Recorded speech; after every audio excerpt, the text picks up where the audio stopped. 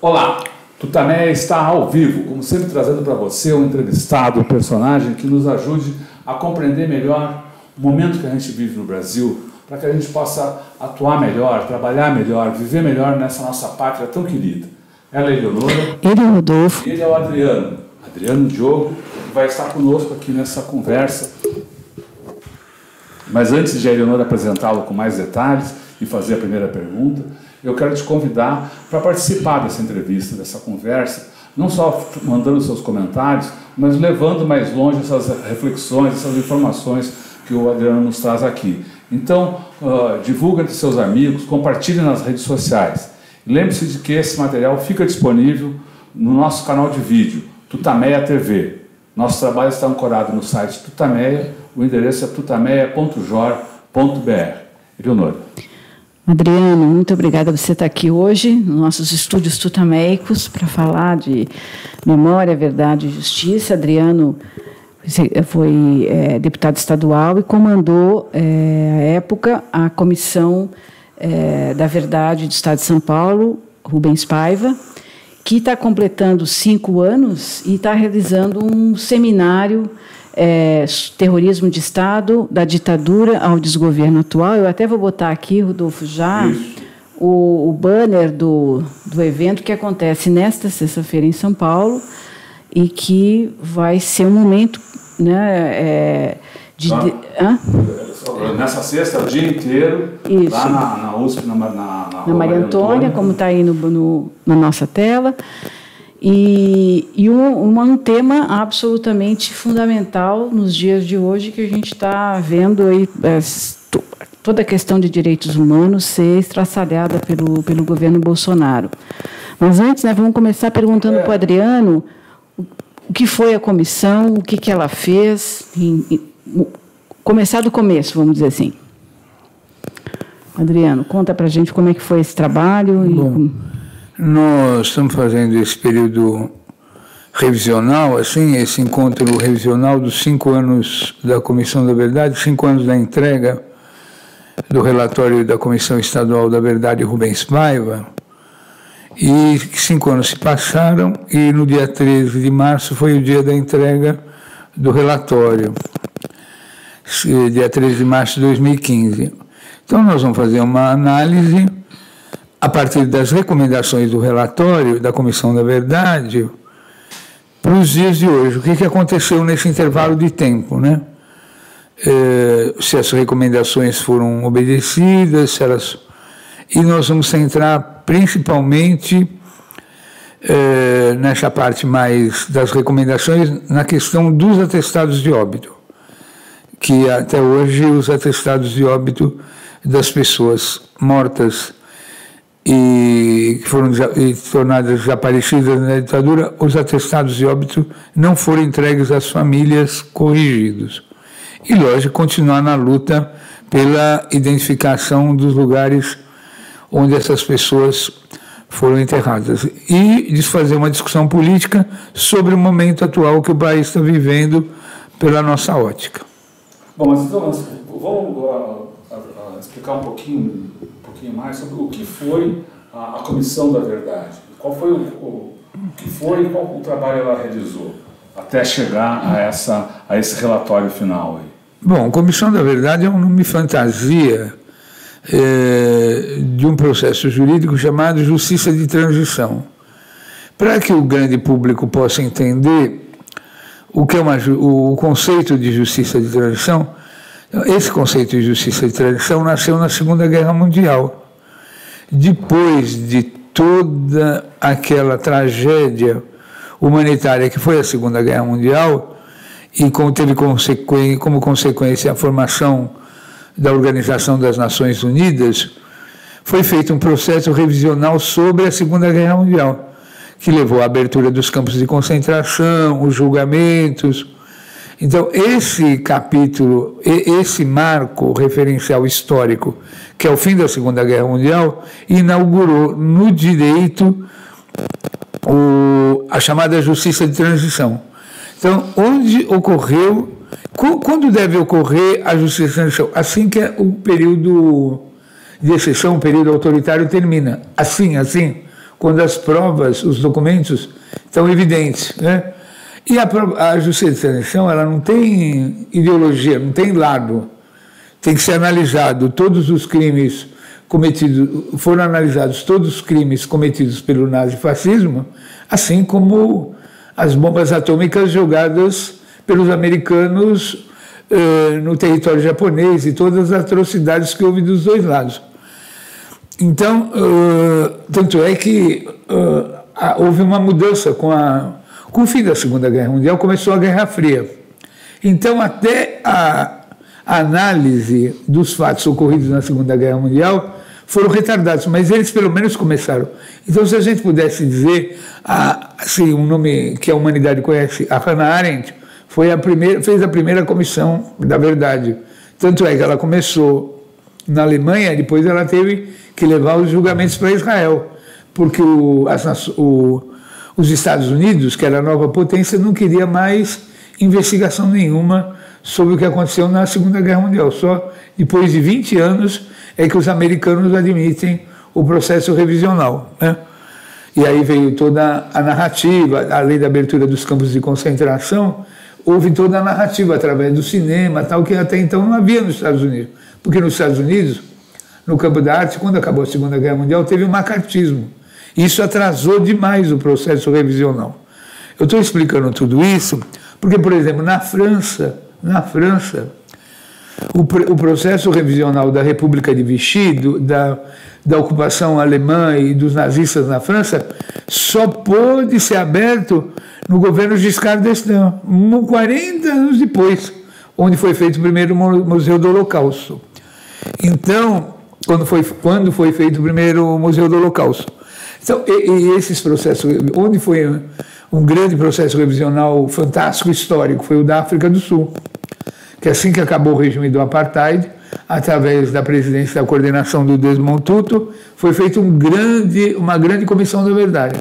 A Guatemala também fez, né, o Peru também fez, a Argentina, por exemplo, não fez até hoje. Fez uma outra forma de investigação a partir do que? Bom, enfim, no Brasil, esse processo de comissão da verdade só veio a existir no governo da Dilma. No governo da Dilma. A Dilma, que mandou, o projeto de lei foi mandado ainda no fim do governo Lula, mas não foi instalada a Comissão da Verdade. E aí era para aprovar no governo Dilma a Comissão Nacional da Verdade e teve um tremendo impasse por pressão dos militares para que não fosse criada a Comissão Nacional. Aí, como tinha aquele vazio político, nós aqui em São Paulo criamos uma pequena comissão parlamentar, que não era nem uma comissão de Estado, não foi nem aprovada pela lei, era quase uma comissão parlamentar de inquérito, chamada Comissão da Verdade, Estadual da Verdade Rubens Paiva. E aí quebrou o encanto, porque uma coisa que todo mundo achava que podia ser o fim dos tempos, a Comissão da Verdade começou, se instalou, estabeleceu uma metodologia, aí logo em seguida foi aprovada a nacional. E, como consequência da aprovação da Comissão Nacional da Verdade, mais de 200 comissões da verdade foram criadas em todo o Brasil, em municípios, em câmaras municipais, em sindicatos, em centrais sindicais, universidades, né? Então foi um processo, digamos assim, de 4 anos, maravilhoso. Hoje em dia se atribui a organização do golpe, a organização dos militares, o processo das comissões da verdade. A Maria Cristina Fernandes publicou no jornal O Valor uma pesquisa que os militares fizeram nos quartéis sobre a instalação da Comissão Nacional da Verdade e como isso unificou o segmento militar para organizar o golpe e a candidatura do atual presidente da República. Mas mesmo com essa acusação, com essa pecha... Você não concorda com essa visão? Eu não concordo. Acho ela absurda. Acho ela absurda. É mais um erro, né? Mas eu te interrompi, mas e aí, mesmo com essa visão... Não, foi bom. Não, essa visão é importante, porque essa visão é que levou a não fazer a revisão da lei da anistia, né, no Supremo Tribunal Federal. E não mexa nesse esse tema, tá bom, hein? Porque esse tema, ele foi derrotado sucessivas vezes. Quando da morte do Tancredo e da ascensão do Sarney, um dos pressupostos era não mexer nesse assunto. Quando foi feita a Constituição, pelo Ulisses Guimarães, não sei se eu já falei isso aqui, se eu estou sendo repetitivo, esse foi outra proibição que veio na Constituição de 88. Né? Esse tema, depois da Constituição, veio a revisão do Supremo, que já era governo Lula, com Jobim e o Eros Grau, contra a revisão da lei da anistia. Então, esse poder militar, ele sempre existiu. Ele sempre existiu. Né? Então, não foram as comissões da verdade que unificaram os militares. É muito mais importante a gente analisar o que aconteceu no Haiti. Por exemplo, o Haiti foi a incubadora desse grupo que está no poder. Desse grupo que está no poder. Adriano, deixa eu te perguntar para esclarecer aqui um ponto. Você não considera nessa sua... para historiar esse movimento, a comissão de mortes desaparecidas do governo Fernando Henrique, porque teve essa comissão, queria que você falasse se ela teve alguma importância. Importantíssima. Quer dizer, a Dilma deu um passo muito, muito além, mas havia, digamos, então eu queria que você falasse das diferenças, o que a comissão de mortes desaparecidas do governo Fernando Henrique conquistou, o impacto dela, e depois a que foi...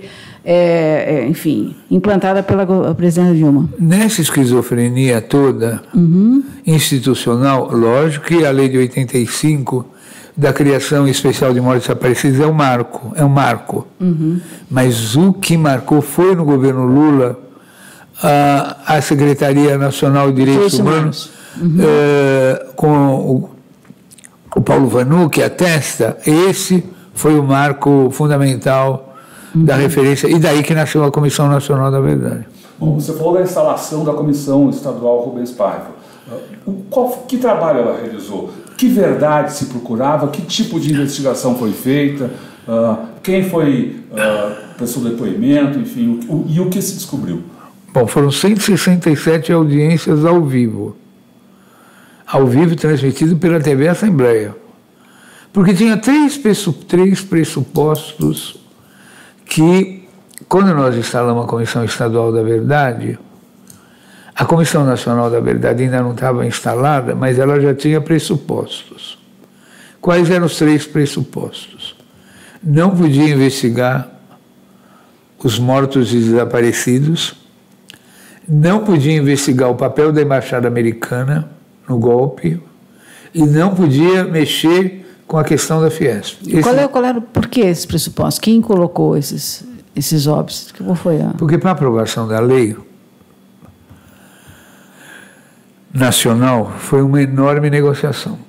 Então, na lei nacional, quase foi um ano de tratativas nos bastidores.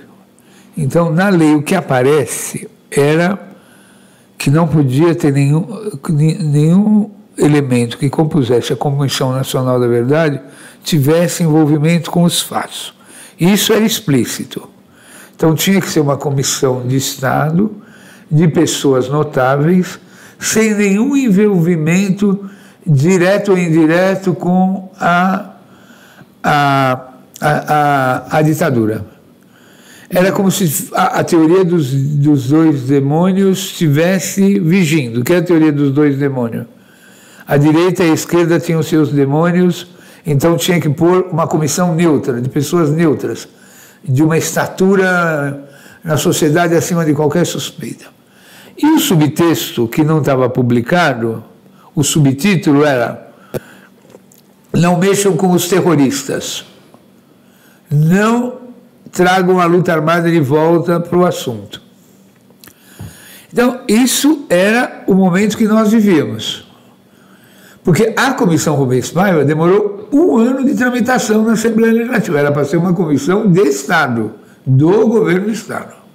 Aí o governador pediu para rebaixar o nível para uma comissão da Assembleia. Aí a nossa comissão ia... O governador era? Alckmin. Aí a nossa comissão ia até o fim da ditadura, que era 85. Aí tinha uma desconfiança. Por que 85? Isso vai investigar o governo Montoro? Vocês vão querer fazer uma luta política contra o PSDB? Não. Então tem que fazer o quê? Tem que voltar para 82.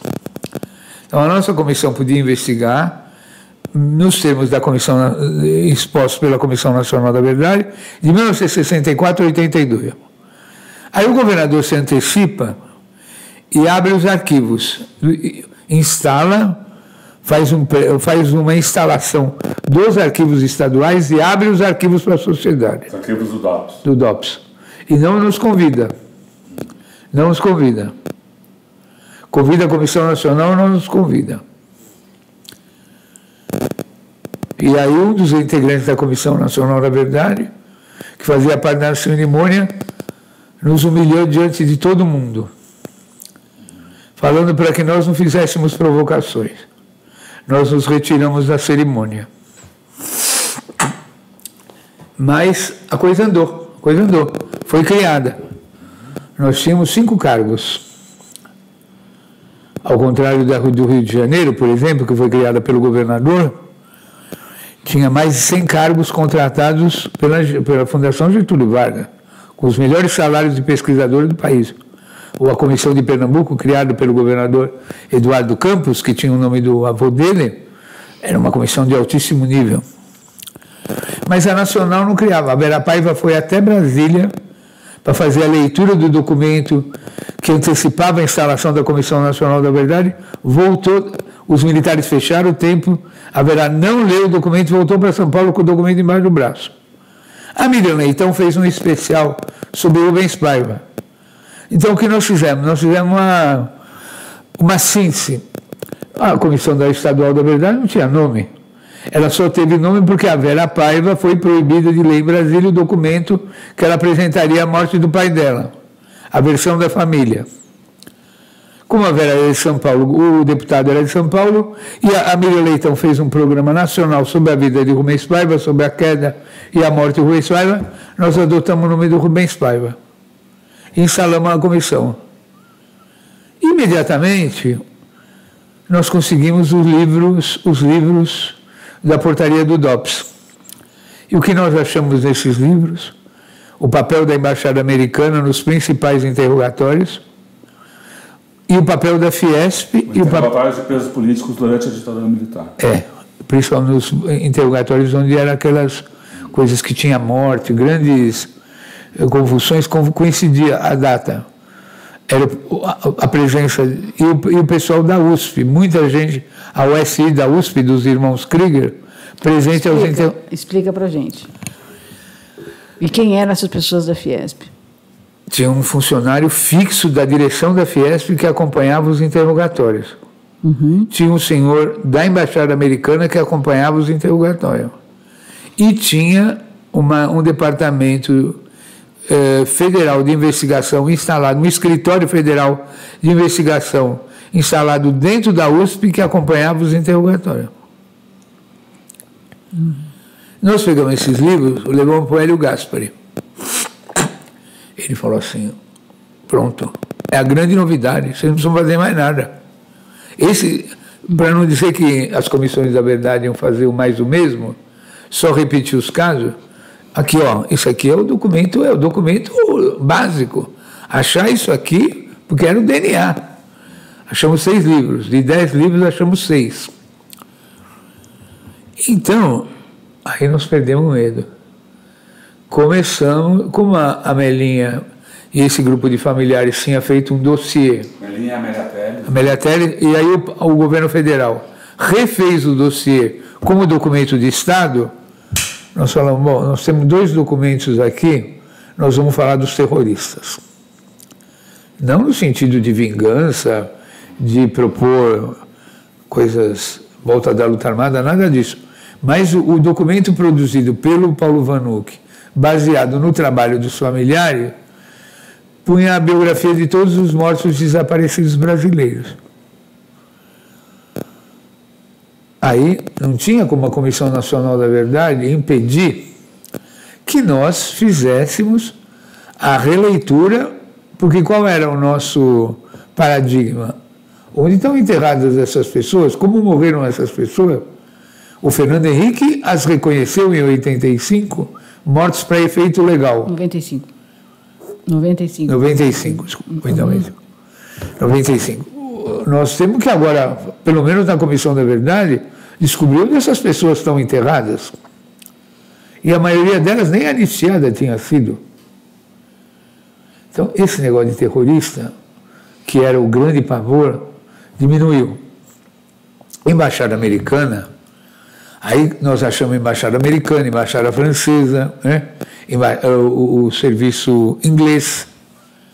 Aí nós começamos a ver várias embaixadas, e a história mais espetacular era dos franceses mesmo, né? Além da embaixada.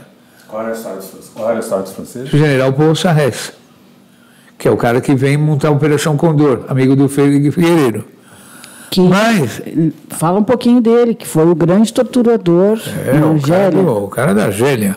O cara da Argélia. Que introduziu métodos de tortura, né, no mundo afora, a partir da experiência terrível na Argélia. O cara que matou 3 milhões de argelinos depois da Segunda Guerra Mundial. Governo de Gaulle. Bom, aí, deixa eu falar para não me perder. Aí vocês acharam? Aí o papel das embaixadas. Mas a coisa mais impressionante que apareceu, que veio da Nacional, isso veio da Comissão Nacional, foi porque Rubens Paiva foi morto. Os 2 inquéritos, as 2 CPIs que ele abriu, do IPES e do IBAD, feito pela Denise Assis, que eu considero um dos melhores trabalhos da Comissão Nacional da Verdade, que era como os meios de comunicação prepararam o golpe com a ajuda da Embaixada Americana e como houve financiamento para eleger parlamentar e a organização empresarial.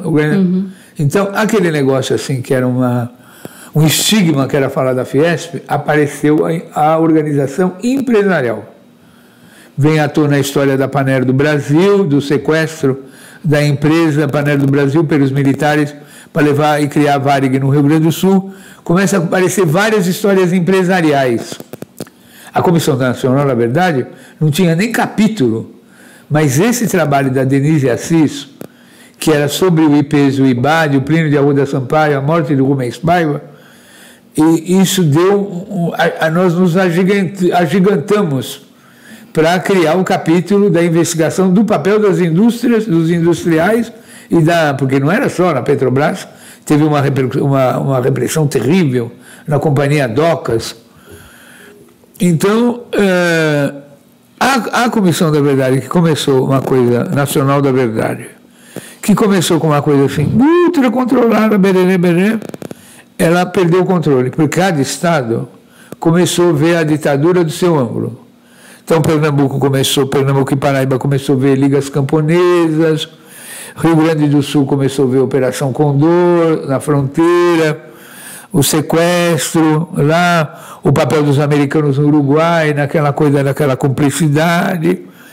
Depois veio a Argentina, Paraguai. Aí nós achamos, graças à nossa querida Leneide Duarte Plon, o general Paul Sarrès. O general Paul Sarrès era um cara que estava no Vietnã, francês, antes da Segunda Guerra. Ele sai do Vietnã com os franceses, vai para a Argélia, organiza os esquadrões da morte, cria a teoria dos esquadrões da morte, promove, e é imortalizado naquele filme Batalha de Argel, ele cria o conceito que você tem que reprimir com 2 olhos, um olho no gato, outro na sardinha, que é reprimir o movimento social e reprimir as organizações políticas. Essa era a base da teoria do Paul Sarrès. Aí o Paul Sarrès vai para os Estados Unidos trabalhar na Escola das Américas para treinar os oficiais americanos, porque os americanos não entendiam nada de Vietnã, nada. Primeiro que o Vietnã falava francês, era uma colônia francesa. Os americanos foram para lá, não sabiam nem por onde entrar. E o grande instrutor, digamos assim, era o general Paul Sarrès. Como ele estava muito decadente, já no fim da Guerra do Vietnã e tal, E ele era amigo de João Batista Figueiredo. Quando o Geisel assume a presidência da República, João Batista Figueiredo era o homem todo-poderoso, era o chefe do SNI. Ele traz o Paul Sarrés como adido militar. E aí eles montam a Escola da Contra-Insurgência em Manaus, que é uma subsede da Escola das Américas, e ele começa a montar a Operação Condor. Qual foi o primeiro plano do general Paul Sarrés? Eliminar todos os ministros de Salvador Allende que estavam no exterior, Letelier e tal. E começa a organizar com o Paraguai e tudo mais a Operação Condor. E a unificação das polícias políticas dos países daquelas ditaduras do Cone Sul. E o treinamento dos jovens policiais militares e das Forças Armadas em Manaus sob a teoria da Escola das Américas. E unificação dos Esquadrões da Morte. Com Fleury. Eles unificaram todos os Esquadrões da Morte. São Paulo, Rio de Janeiro, Espírito Santo, Bahia. A unificação dos Esquadrões da Morte. Isso levantou uma lebre. Nós só estamos fazendo o levantamento da repressão política e a repressão social. Temos que investigar. Não tinha como trazer aquelas histórias do Caco Barcelos, das ossadas da bala de Perus.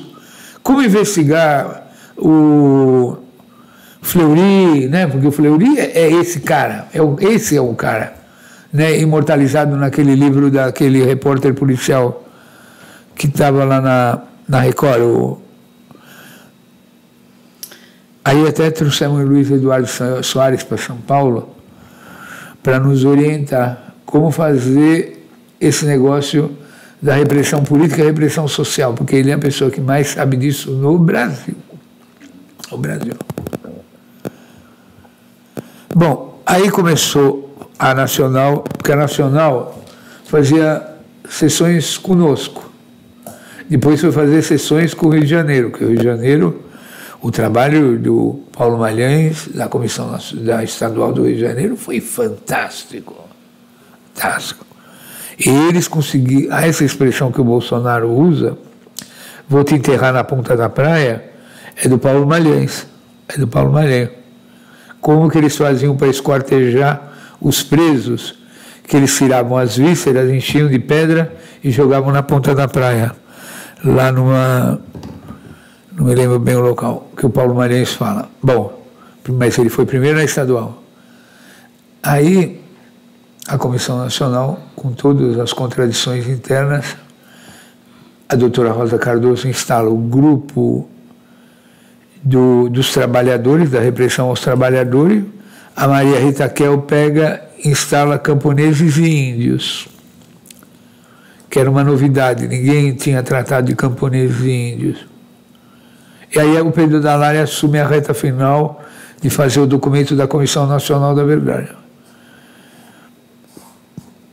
Pode falar o que quiser das contradições, do bate-cabeça, que eu vou falar, mas a coisa mais importante, o relatório da Comissão Nacional da Verdade é o documento mais importante da história do Brasil dos últimos anos.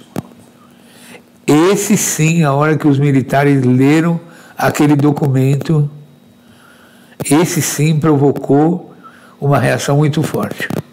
Não que isso tenha organizado o golpe, mas o documento que ninguém conhece, mesmo porque a Dilma já estava super acuada, quase foi proibido o lançamento público, foi feito às pressas, num subsolo lá. Está muito longa a fala, né? As pessoas vão perdendo. Bom, enfim, aí, então, a nossa comissão, pequena Comissão Estadual da Verdade, que está fazendo 5 anos agora, por ela ser uma comissão de pessoas militantes e pessoas que deram a vida para isso, como a Melinha e o Ivan Seixas, e aí nós começamos a organizar no Estado de São Paulo todas as comissões municipais, acadêmicas e tal, e isso virou uma febre. Aí todos os jovens começaram a fazer teses, filmes, né, a ponto do o Camilo Tavares fazer aquela grande obra fantástica que foi O Dia que Durou 21 Anos, que é um dos documentos baseados nos documentos do pai dele, do Flávio Tavares. É um dos maiores documentos produzidos, porque a Comissão da Verdade, isso que eu estou tentando dizer, a Comissão da Verdade, as comissões da verdade, elas não foram em si, né? Gerou todo um processo investigativo e tal. O Brasil começou filmes, jovens cineastas, tudo voltado para esse período da ditadura, todo mundo remendo, né? Foi um período maravilhoso da produção, e aí o envolvimento que a Dilma tinha, né, com esse assunto. Agora, o que você diria, digamos, 3 grandes descobertas da Comissão da Verdade Rubens Paiva?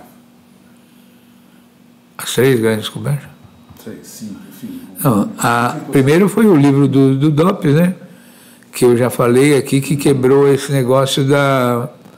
Não, as 3 grandes contribuições, para não falar descoberta, parece coisa de aventureiro. As 3 grandes contribuições foi trazer essas 3 teses proibidas. Trazer uma releitura do período da luta armada, né, acabar com a teoria dos 2 demônios, que era uma teoria vigente, e abrindo toda a cooperação internacional, que era o 2º capítulo, e da proibição, que era não mexer com os governos estrangeiros a partir da embaixada americana.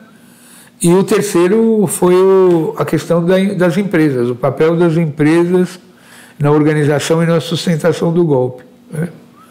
Então, acho que foram esses 3 eixos que nós perseguimos, que, lógico, outra grande contribuição, mas que está fora dos 3 eixos, e nós derrubamos a teoria dos 2 demônios no Brasil, é o fato de não podia ter só uma Comissão Nacional da Verdade.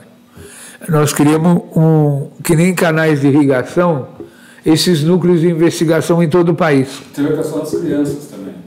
Teve a questão das crianças. As crianças sequestradas. As crianças sequestradas. Essa foi uma história incrível, né? E a gente também levantou aquela história daquele documento bagulhão, né? Que era como as pessoas eram torturadas e quem eram os torturadores. Mas isso aí já vem vem na sequência, né? Mas a grande contribuição foi que a gente trouxe à luz do dia, questionou, né, os consensos, questionou esse consenso que tem no Brasil, que não pode haver revisão da lei da anistia. Outro dia até um grande dirigente, ex-dirigente do PT, escreveu um artigo como foi errado não contar, né, o que aconteceu na ditadura e tal. E ele era um dos maiores sustentadores da tese que não podia mexer com a ditadura, né? Adriano, a gente está vendo hoje o que está acontecendo no Brasil hoje. Está muito enrolado? Não, tá. O que está acontecendo hoje no Brasil é o poder sendo exercido por esses porões aí, por essa turma toda que atuou Essa turma voltou ao poder. Né? Voltou pelo voto.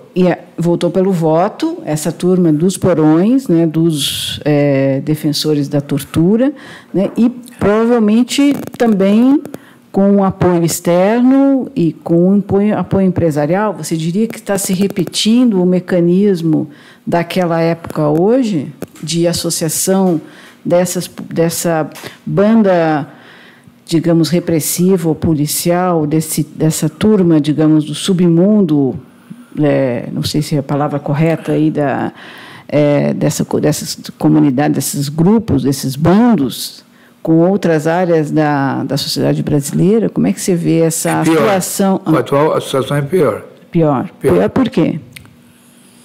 Então, se eu for falar por metáfora, né?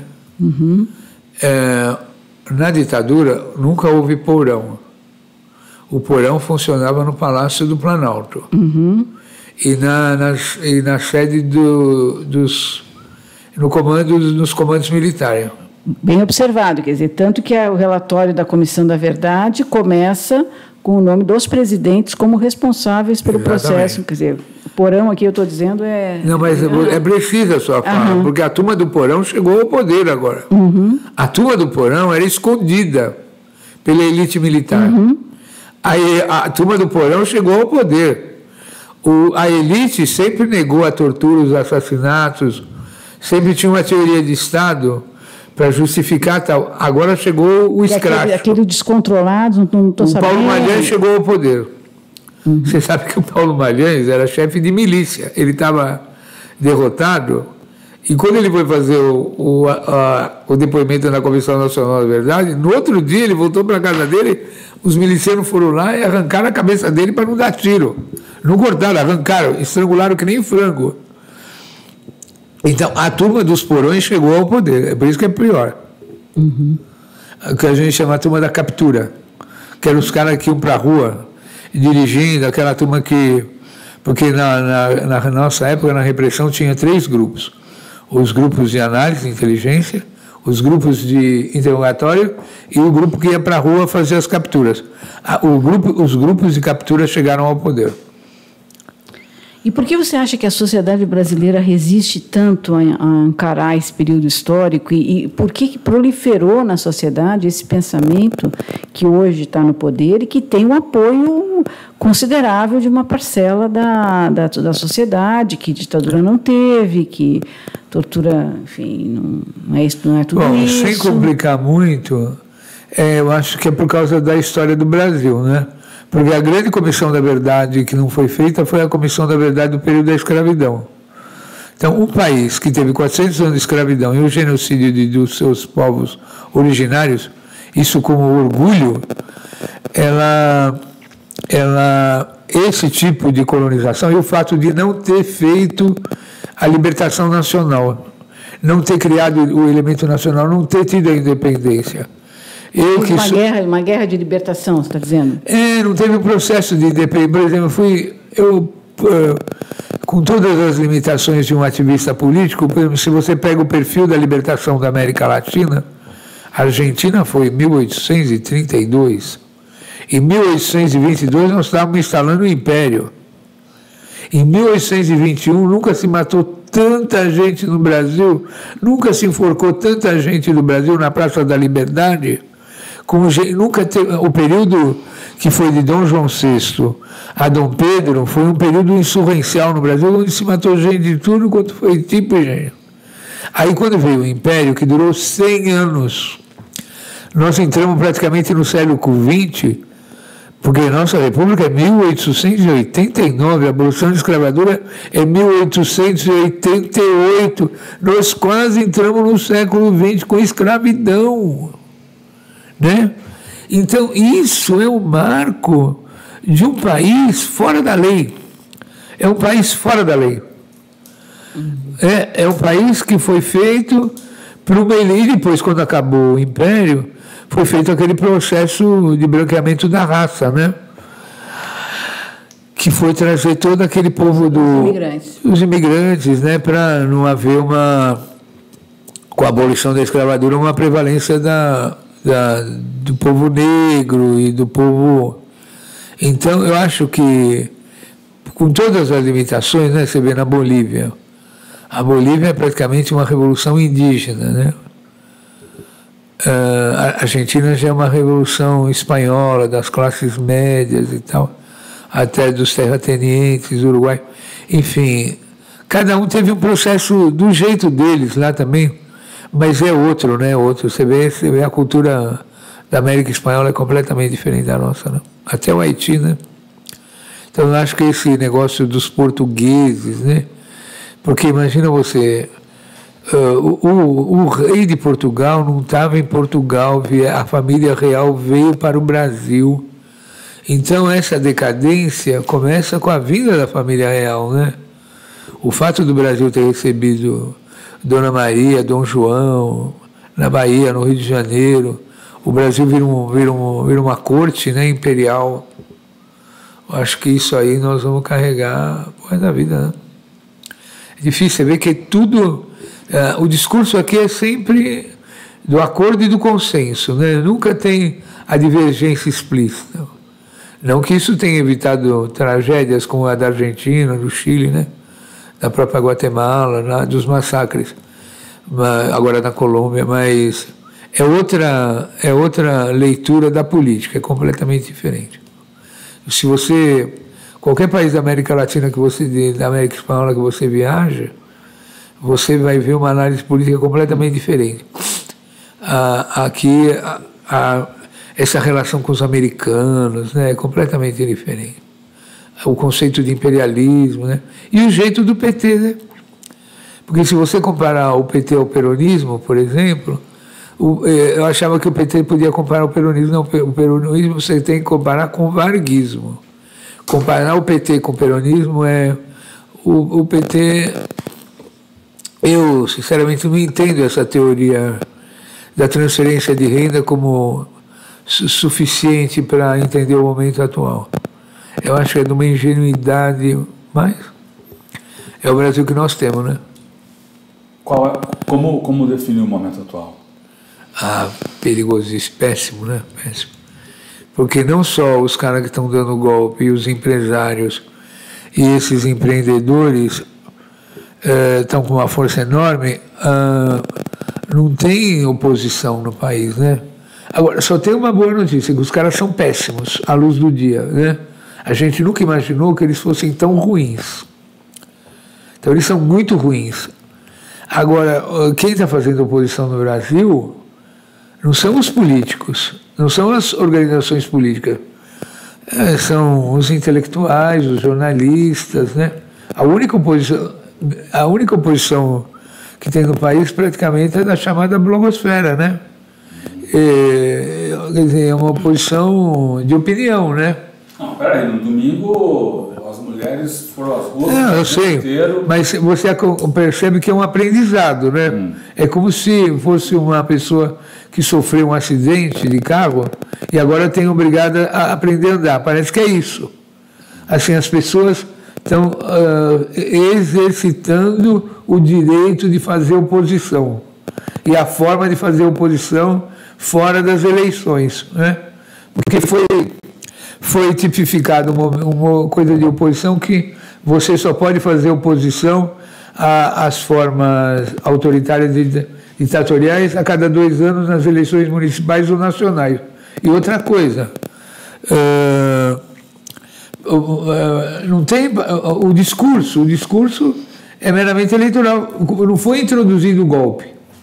A ruptura não foi introduzida. Tudo bem que na época da ditadura nós fizemos um movimento pelo voto nulo, pelo não reconhecimento do regime.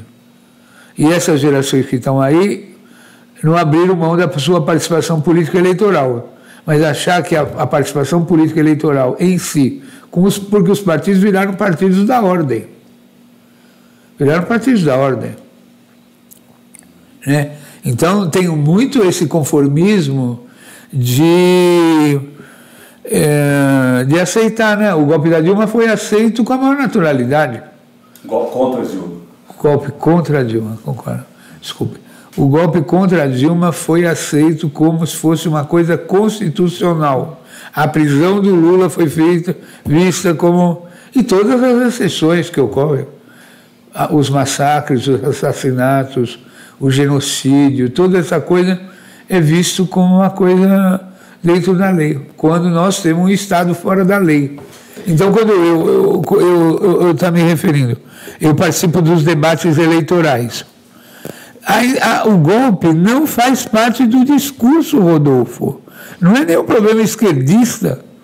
É a mesma coisa que você, depois de 64, falar do país sem considerar, porque a ditadura foi, o termo ditadura foi, mas como não pode falar o fora Bolsonaro, que pode caracterizar um processo de quebra da linha democrática sugerindo outro impeachment ou falta de correlação de forças, não tem nenhuma análise de confronto em não aceitar o que aconteceu no Brasil a partir de 2016.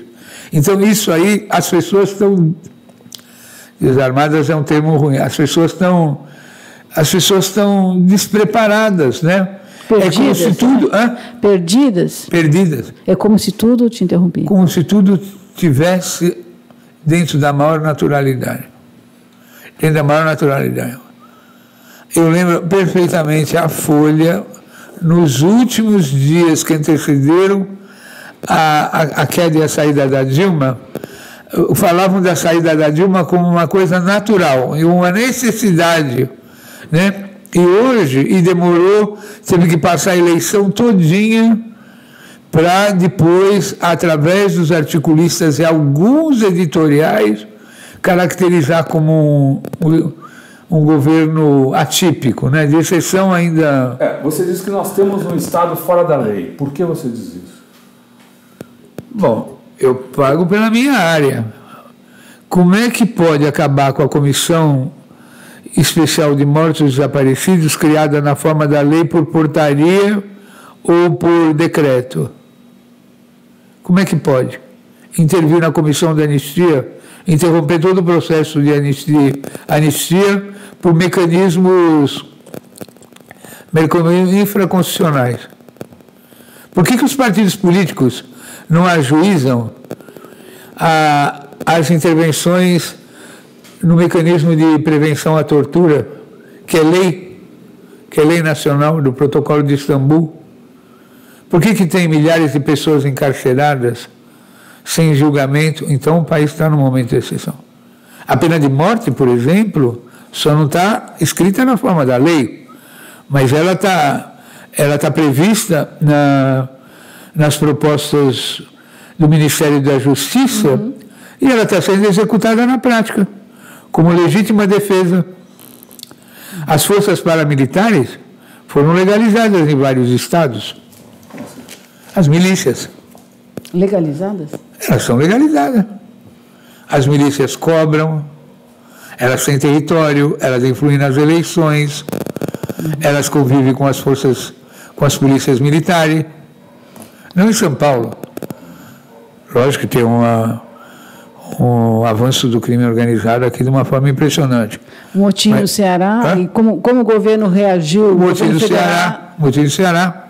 O governo federal ficou do lado dos amotinados. Talvez até tenha estimulado o motim. Pode ter, né?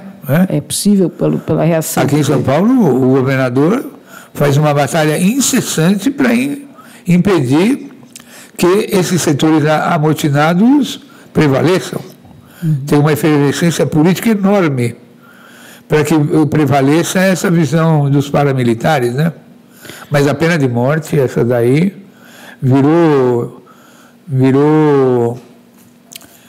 a própria GLO virou modus operandi das polícias. Das milícias. A GLO do Rio de Janeiro, o general Heleno definiu quais eram as bases da implantação da GLO do Rio de Janeiro, as mesmas do Haiti, que ele trouxe do Haiti. Adriano, nós estamos falando hoje, dia 11 de março de 2020, quase às vésperas de uma manifestação convocada pelo presidente da República contra as outras instituições, contra o Legislativo, contra o Judiciário. Há nitidamente um avanço do autoritarismo em curso. Você teme que haja a implantação de uma ditadura no Brasil por Bolsonaro, um autogolpe? Como é que você vê esse aprofundamento das ações e do discurso autoritário? Essa convocação não é só para avançar na parcela do orçamento, claro, que era para ser carimbado. Isso aí já até foi descaracterizado. É para aumentar a concentração de poder do grupo que está dirigindo o país hoje. É para isso. Aumentar. Porque como eles estão muito enfraquecidos, ele não consegue dar resposta nenhuma. Eles estão muito enfraquecidos, você acha? Eles estão enfraquecidos. A economia está quebrada. Pode ser que as pessoas não façam uma relação da vida estar tão ruim, da falta de dinheiro com o governo. Mas eles estão desmoralizados, né? Eles têm o apoio da sociedade. Eles têm apoio de vários setores empresariais, inclusive desses nichos. Mesmo populares. Sim, desses nichos que eles alimentam. Segmentos religiosos e tal. Mas está muito evidente, né? Quer dizer, você acha que o governo Bolsonaro está se enfraquecendo e por isso adotou esse discurso agressivo? Está enlouquecendo, o isolamento deles, a falta de política, a falta de proposta, né? E agora essa crise internacional gigantesca, né?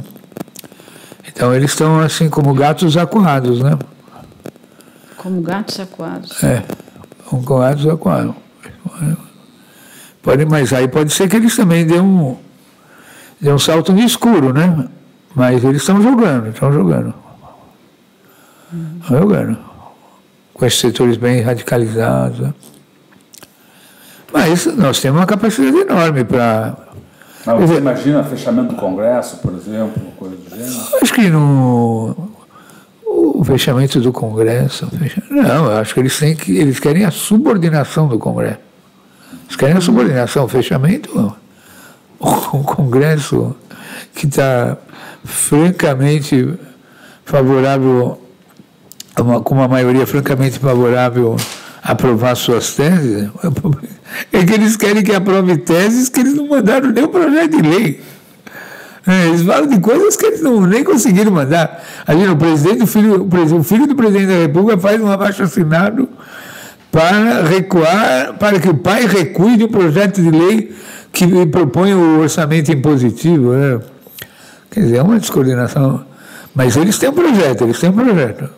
Qual é o projeto? Um projeto de fechar mais, concentrar mais a renda, de ter o poder mais concentrado na mão, até de uma CBS, essa última que as eleições foram fraudadas, que o sistema eleitoral é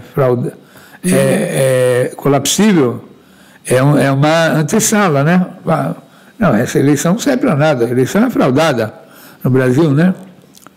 Então, é um momento difícil, Agora, qual é o problema? Não é o problema da iniciativa dos caras, eles podem ter qualquer iniciativa.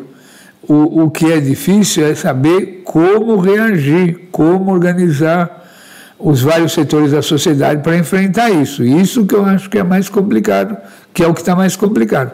Eu acho que tem uma análise fraca do momento atual, ou se tem uma análise boa, ela não está sendo explicitada. Então tem uma análise fraca, porque, por exemplo, ninguém retira diplomata de uma embaixada se não pretende declarar guerra.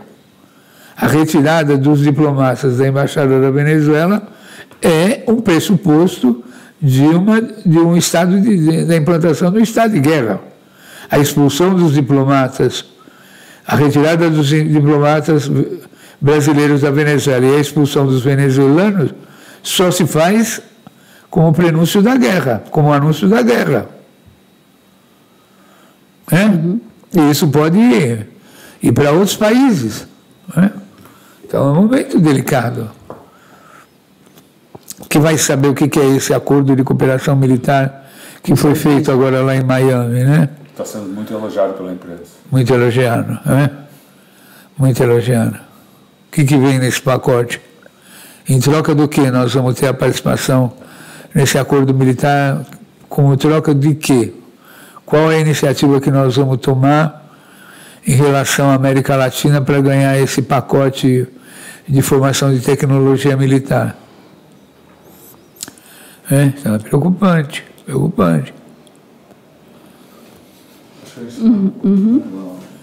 Acompanhando aqui os horários, eu queria voltar então para o nosso ponto, a gente acho que já está mais ou menos no horário que você pediu, mas eu queria só voltar aqui para o nosso ponto de partida, né, que era a questão aí do seminário sobre os 5 anos, para que você apresentasse um pouco o que vai acontecer, né, quem são os participantes e o que vai ser lembrado nesse seminário que acontece, então, nessa próxima sexta-feira, dia 13, em São Paulo. É o dia inteiro, começa às 9 da manhã, na USP, na Rua Maria Antônia, na região central de São Paulo.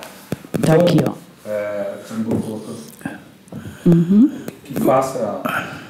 Acho que não tem lugar mais emblemático que o símbolo da resistência aqui em São Paulo do que o prédio da Faculdade de Filosofia, Ciências e Letras, situado na Rua Maria Antônia. Né? Então, é um seminário acadêmico, né, que as pessoas podem participar sobre esses temas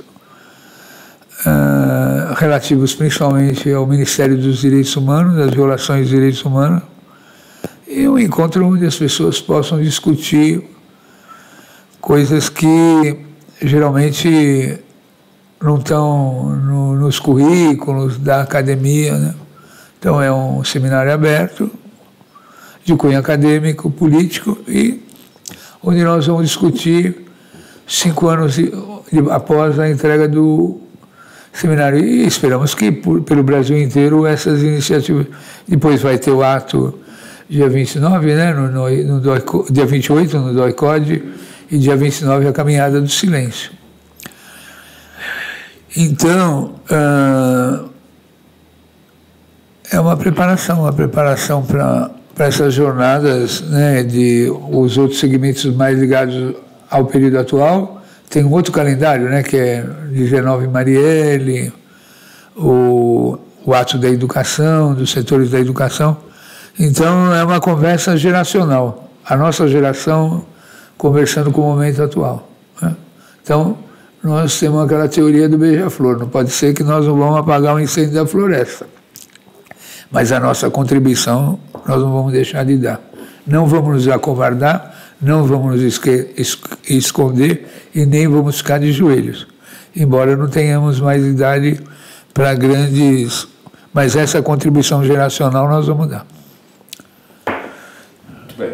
Então a gente conversou aqui com o Adriano Diogo, que presidiu a Comissão da Verdade Rubens Paiva, e está participando da organização desse seminário sobre a contribuição da Comissão da Verdade 5 anos depois da entrega do relatório final. Estou botando de novo aqui para o pessoal lembrar, sexta-feira, né, na Maria Antônia. Isso.